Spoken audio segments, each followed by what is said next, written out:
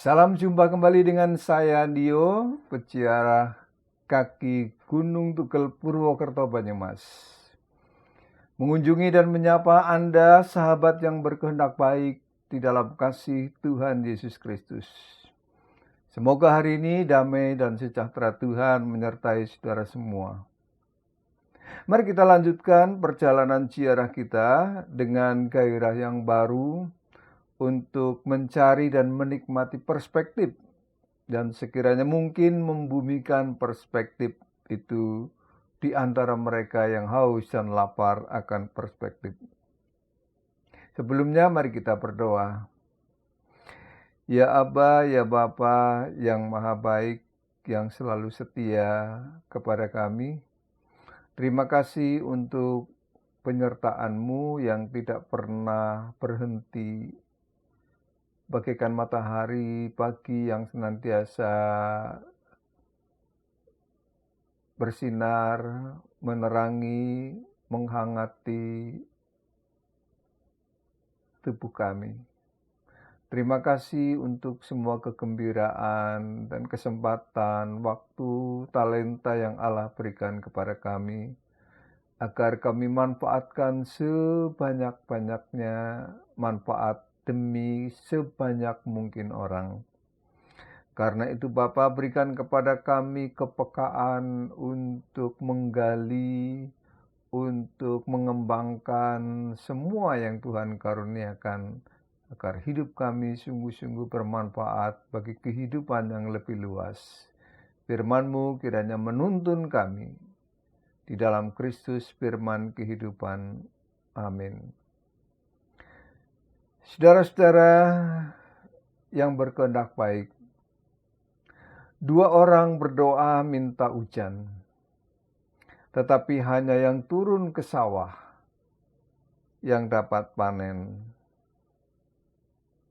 Tetaplah berjalan, melangkah setapak demi setapak.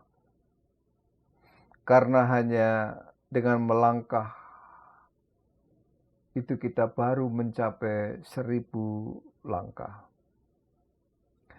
Kalau kemarin kita berhenti, mustahil kita ketemu hari ini di sini. Bila hari ini kita enggan melangkah, mungkin esok tak lagi bersua. Hidup ini bukanlah soal keberuntungan, tetapi lebih-lebih pada soal usaha dan perjuangan. Satu yang beruntung, tetapi lebih pada soal yang berusaha. Mungkin 1000. Mereka harus tetap berusaha, berjuang, berkeringat. Ziarah kita kali ini ditemani pesan pengamsal pada pasal 12 ayat 24, 27 dan 28. Yang demikian pesannya, tangan orang rajin memegang kekuasaan, tetapi kemalasan mengakibatkan kerja paksa.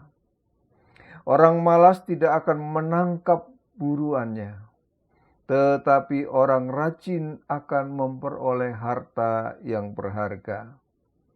Di jalan kebenaran terdapat hidup, tetapi jalan kemurtatan menuju maut.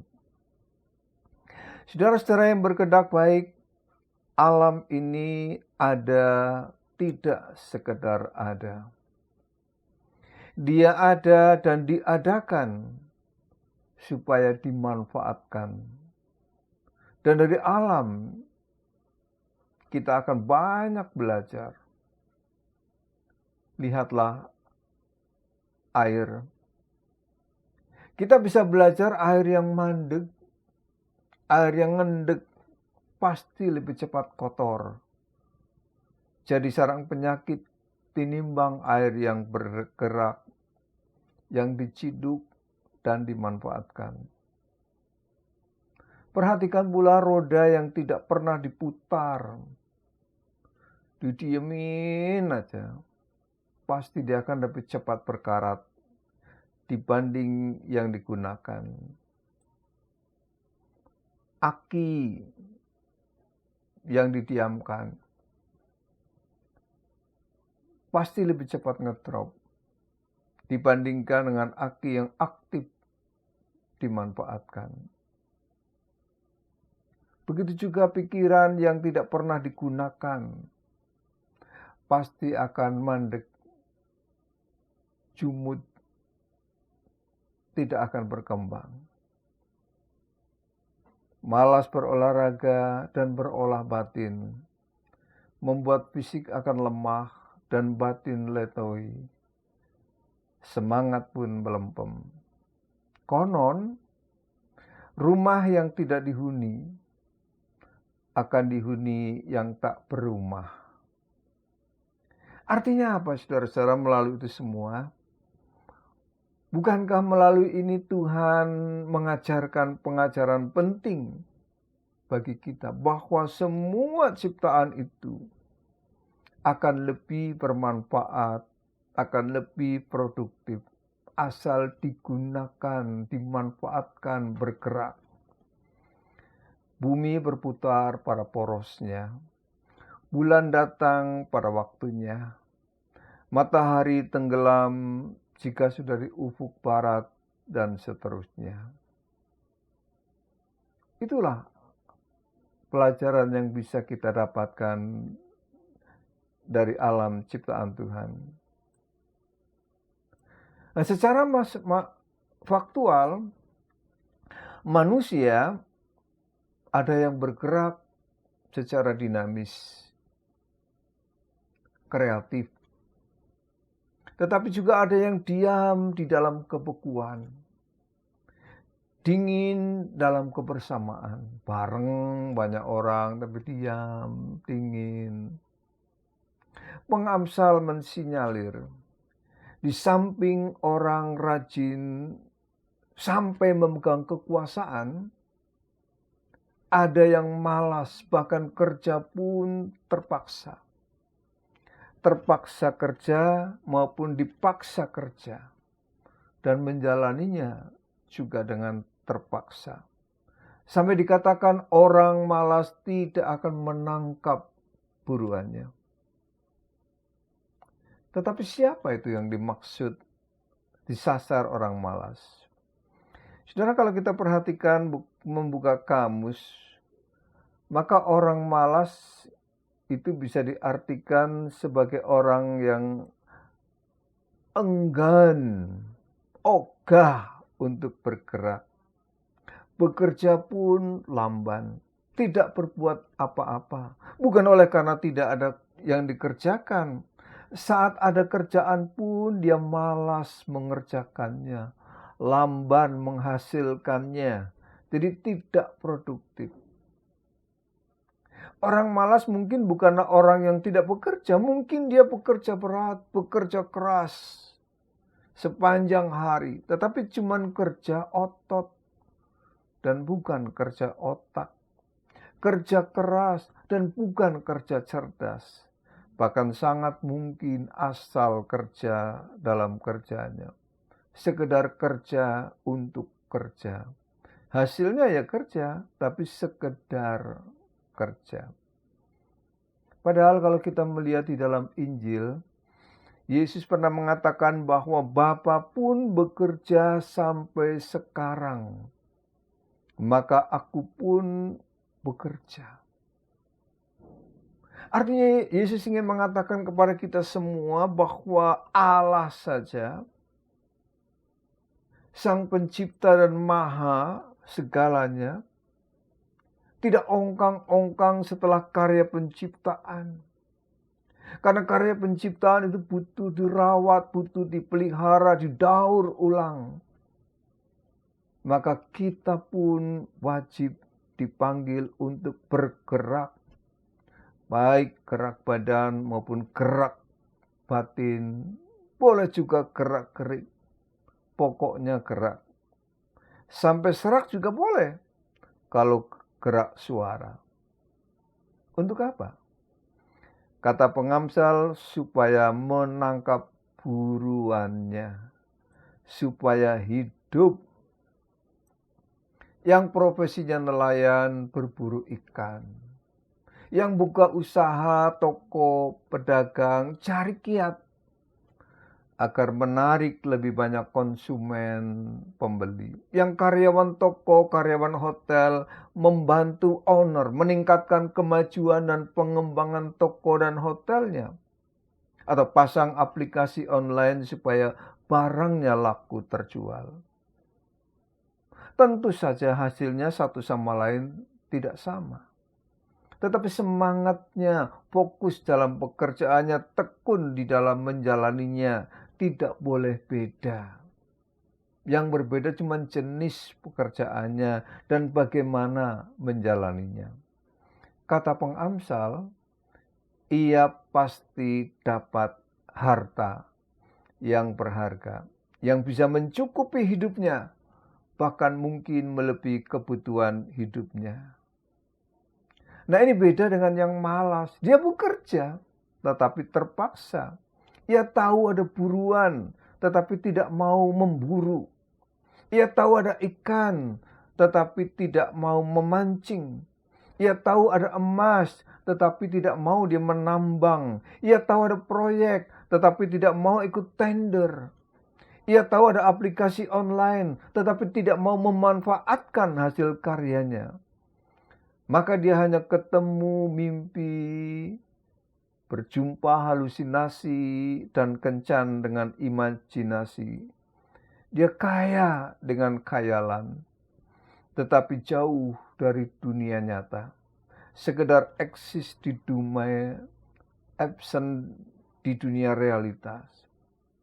Nah, pengamsal saudara-saudara mengajak pembacanya juga mitra ziarah iman ini agar tidak malas. Agar tidak kerja asal kerja, tetapi kerja bagi kebenaran. Mengejar yang ideal, yang hakiki, sejatinya kerja. Yaitu dikatakan di jalan kebenaran. Kerja di jalan kebenaran. Artinya apa, saudara-saudara? Saya suka dengan apa yang sering dikatakan oleh para motivator, yaitu kerja menggunakan prinsip yang disebut paku besi. Paku besi ini singkatan dari P-nya perjuangan, A-nya antusias, K-nya ketekunan, U-nya ulet, B-nya berani dan energik, sigap dan inisiatif. Ini elemen kerja yang harus dimiliki. Ada perjuangan, antusias, ketekunan, ulet, berani, dan seterusnya. Ini kerja keras. Nah, kalau diikuti dengan kerja cerdas, para motivator menggunakan istilah perkakas. Yaitu P-nya perencanaan, kemudian E-nya evaluasi, R-nya ringkas, K-nya kerjasama, A-nya alat, kelenturan, aman dan strategis. Ini elemen kerja cerdas yang disebut paku besi dan perkakas. Kenapa harus di jalan ini? Karena disinilah terdapat hidup. Kerja tidak lagi asal kerja, tetapi kerja dengan paku besi dan perkakas. Elemen-elemen yang penting ketika kita melakukan sesuatu. Sedangkan jalan kemurtatan dikatakan oleh pengamsal menuju maut. Kenapa? Karena jalan murtad itu jalan yang penuh trik, penuh intrik dan licik. Jalan reka-reka, reka peristiwa, reka laporan, rekayasa, dan akhirnya ambyar habis. Menarik nasihat pengamsal ini, bahwa orang kalau mau hidup, dia mesti keluar turun ke sawah. Tidak bisa cuma doa, menadahkan tangan, tidak mungkin cuma meminta doang, tetapi menambang bila di pertambangan, mengail bila suka memancing, asal jangan memancing keributan. menabur bila ingin panen, asal jangan menabur kebencian. Mengembangkan downline, upline, membangun jaringan kerja, semua itu butuh kerja keras dan kerja cerdas, butuh paku besi dan perkakas. Di situ pengamsal mengatakan di jalan kebenaran, maka terdapat hidup, tetapi jalan kemurtatan menuju maut. Seseorang, saudara-saudara, boleh saja punya bintang di pundak, punya basoka, punya tongkat kekuasaan. Tetapi kalau jalan yang ditempuh itu jalan murtad, bukan jalan Tuhan, petantang petenteng pakai aji mumpung, maka hanya tinggal waktu yang akan menjatuhkan dia dan menghantar ke jurang yang dalam.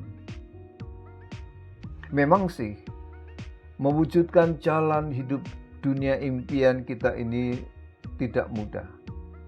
Harus siap dengan harga yang harus kita bayar, dengan harga pengorbanan.